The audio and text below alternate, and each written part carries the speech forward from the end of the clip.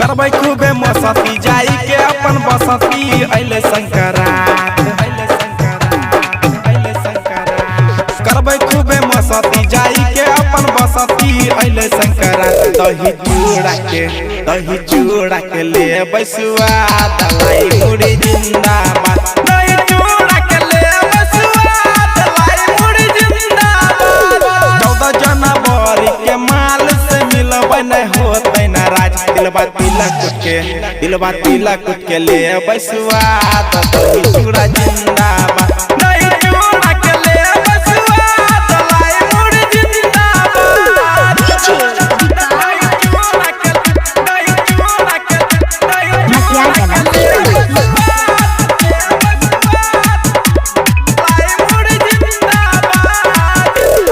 भोरे भोरे नहैबै कैसे लागै छै बड़ी जार रे माई हमर बनाइलकै खिचड़ी अचार रे हे रे भोरे भोरे नहैबै कैसे लागै छै बड़ी जार रे माई हमर बनाइलकै खिचड़ी अचार रे 14 जनवरी के पतंग उड़ैबै हो के आजाद 14 जनवरी के पतंग उड़ैबै हो के आजाद दही चूड़ा के ले बैसुआ दलाई मुड़ी जिंदाबाद दही चूड़ा के ले बैसुआ दलाई मुड़ी जिंदाबाद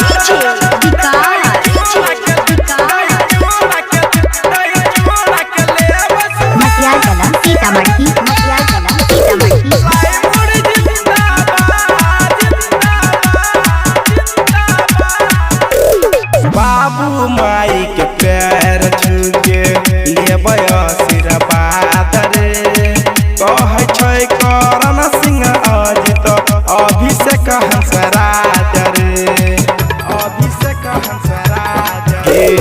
माई बाबू के पैर छूके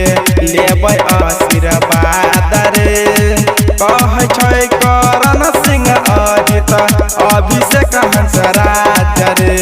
दोस्त महीम के घर बुलाए के खिलेबै प्रसाद दोस्त महीम के घर बुलाए के खिलेबै प्रसाद दिलबा तिलक के ले बैसुआ